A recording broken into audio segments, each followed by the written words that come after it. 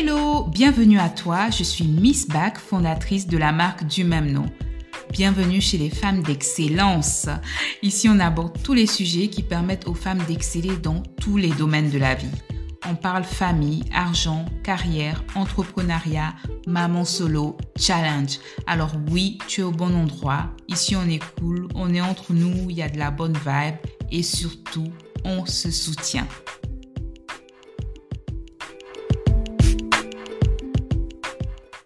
Si vous êtes en pleine réflexion sur l'évolution de votre carrière, la façon dont vous pourriez améliorer votre situation financière, investir dans votre avenir et préparer votre retraite, alors vous devez écouter cet épisode jusqu'à la fin. Alors, il y a un peu plus d'1 an et demi, j'ai eu une grosse réflexion sur la façon dont je gérais mon argent, comment est-ce que je préparais ma retraite, ou même comment est-ce que je gérais les imprévus de la vie en fait. J'avais l'impression d'être toujours dans les mêmes travers et de ne pas savoir où est-ce que mon argent partait. Je vais donc partager avec vous les 10 éléments que j'ai mis en place et croyez-moi, j'ai été scotchée par les résultats. Alors, le premier élément que j'ai mis en place a été de me fixer des objectifs clairs. Donc, j'ai tout simplement pris un stylo et une feuille et j'ai commencé à écrire mes objectifs à 1 an, 2 ans, 5 ans, 10 ans, 20 ans. Donc, c'est vraiment très important que vous fixiez des objectifs clairs pour votre carrière ou vos finances. Ça va vous aider à rester concentré et à travailler de manière plus efficace pour atteindre ces objectifs.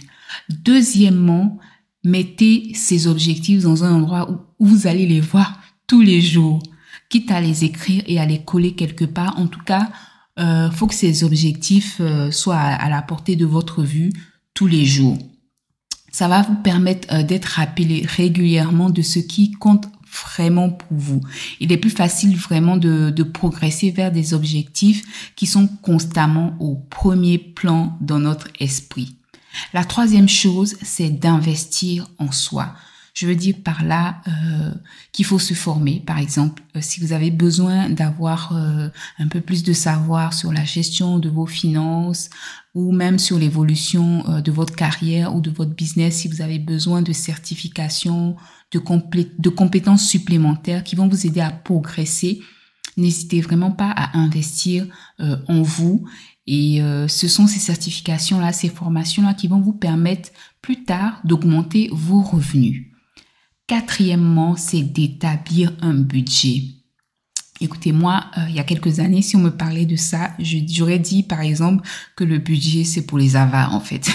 J'avais vraiment une mauvaise vision de ce que c'est un budget jusqu'à ce que je me résigne vraiment à en faire un l'année dernière. Et depuis ce jour, je ne m'en passe plus, en fait. Donc, j'ai un budget tous les mois. Le truc, c'est que le budget va vous permettre de mieux gérer votre finance et de vous assurer que vous épargnez suffisamment pour atteindre vos objectifs. Le budget, en fait, en réalité, c'est pas pour les pingres ou pour les gens qui sont un peu trop, comment on dit ça, qui sont un peu trop coincés, etc. Non, un budget, en fait, va tout simplement vous permettre de savoir où va votre argent. Ça va vous permettre de ne pas vous poser la question, par exemple, comment est-ce que j'ai pu dépenser telle somme pour la nourriture, par exemple, ou j'en sais rien, pour l'électricité, etc. Le budget, c'est vraiment définir poste par poste l'ensemble de vos dépenses du mois. Et ça va vous permettre de ne pas faire des écarts, en fait. Vous allouez de l'argent à chaque poste et vous verrez exactement où est-ce que va votre argent, où est-ce que vous devez faire des efforts, où est-ce que vous devez mettre un peu plus d'argent, où est-ce que vous devez, à contrario, réduire un peu plus l'allocation que vous faites.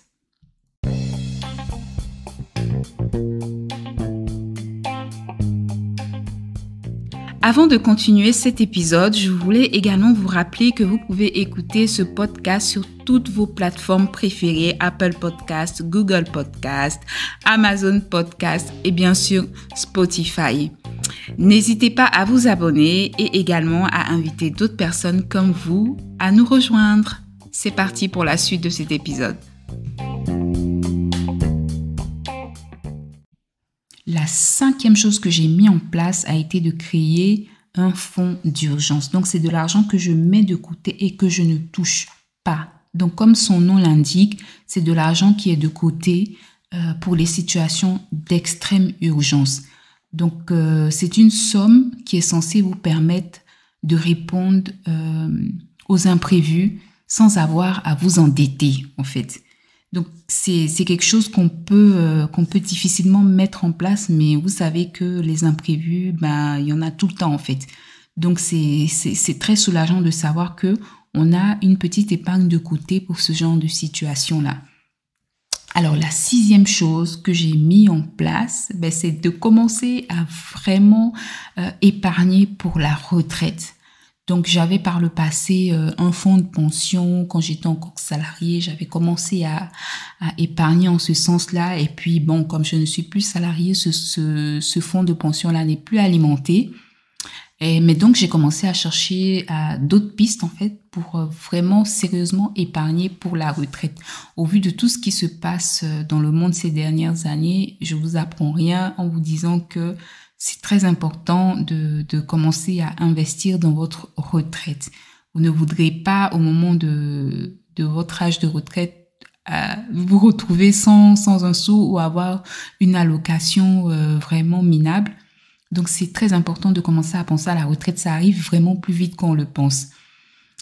Donc, choisissez par exemple des placements qui correspondent à vos valeurs, votre éthique, et placez un petit peu d'argent pour qui va fructifier en fait, afin de vous assurer une vie confortable pour votre retraite. 7e chose, plutôt un conseil cette fois-ci, puisque je ne suis plus salariée, mais c'est un conseil que je vous recommande vraiment de suivre si vous êtes encore salarié pour vraiment maximiser votre carrière et votre situation financière. Il s'agit de négocier votre salaire. Que vous soyez déjà en activité ou que vous soyez invité à un entretien d'embauche, n'hésitez vraiment pas à demander une augmentation ou à négocier votre salaire. Donc, si par exemple vous avez un résumé de tout ce que vous apportez à l'entreprise, de vos résultats, n'hésitez vraiment pas à demander une augmentation. Mettez des choses concrètes, bien entendu, sur la table. Et de toute façon, vous n'avez rien à perdre. Ne restez pas stocké dans la même situation pendant plusieurs années, pensant que vous avez le salaire que vous méritez, tout en sachant que vous fournissez énormément d'efforts dans votre poste, dans votre métier. Donnez-vous de la valeur, en fait. Mettez sur la table vos accomplissements, vos résultats. Prenez rendez-vous avec les responsables concernés dans votre hiérarchie ou les ressources humaines et demandez une augmentation de salaire. Vous n'avez vraiment rien à perdre. La 8e chose que moi j'ai mis en place et que je vous conseille vivement de suivre, c'est de vous créer une routine financière. Donc ça consiste tout simplement à vérifier régulièrement vos finances. Vous pouvez choisir de le faire de manière quotidienne. Moi je le fais toutes les semaines, donc toutes les fins de semaine. Vous pouvez également le faire de manière mensuelle. Moi, je fais un budget, par exemple, tous les mois, mais je fais le point toutes les semaines, notamment par rapport à mon business. Qu'est-ce qui a marché? Qu'est-ce qui n'a pas marché? Sur est-ce que je dois travailler davantage? Donc, ça va vraiment vous permettre de garder un œil sur les progrès que vous faites. Par exemple, si vous passez en revue votre budget tous les mois, ou même toutes les semaines, vous verrez par exemple comment votre épargne est grandie. Vous verrez par exemple les dépenses que vous avez allouées à tout ce qui concerne les besoins essentiels chez vous, comme la nourriture, etc. Vous verrez par exemple comment vos factures de téléphone, d'électricité se comportent. En tout cas, c'est très très important de mettre en place cette routine financière et voir comment vos dépenses, vos placements ou votre épargne évoluent.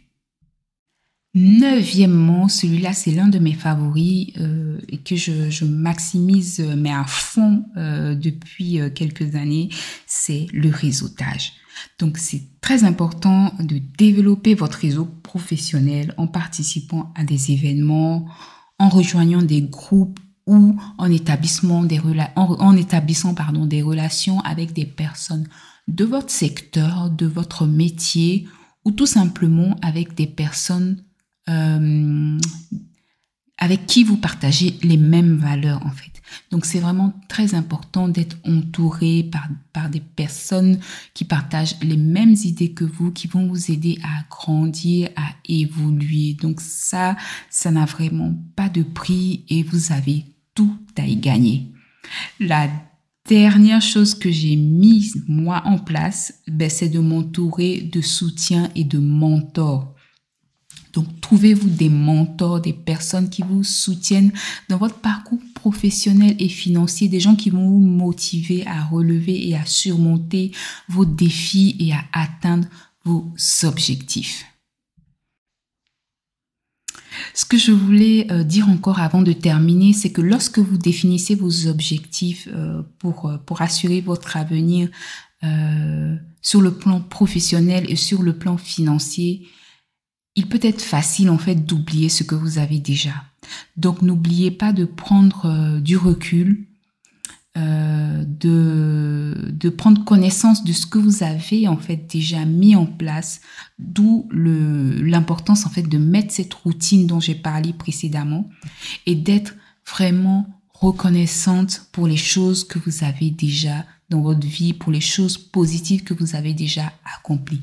Donc c'est vraiment très important de se donner, de se lancer des fleurs en fait, de temps en temps. Moi, des fois, quand je fais cet exercice-là, ça me fait énormément de bien parce que je fais le bilan en fait de tout ce que j'ai accompli jusque-là, de tous les défis que j'ai relevés. Quand je regarde un peu mon évolution entre l'année passée où où j'avais énormément de dettes, où mon business vraiment allait dans tous les sens et cette année, il y a vraiment pas photo. J'ai pulvérisé la plupart de mes objectifs. Je n'en reviens même moi toujours pas. Donc c'est vraiment très important de prendre connaissance en fait et d'être reconnaissant pour les choses qu'on a déjà accomplies. Ça va vous permettre de booster votre énergie et de surmonter d'autres obstacles et de pulvériser encore davantage d'objectifs parce que vous aurez le mindset bien placé, bien fait pour. Donc vraiment, en suivant les conseils que je vous ai cités tantôt, vous serez en mesure de maximiser votre potentiel de carrière et d'améliorer votre situation financière. Bonne chance, vous allez y arriver.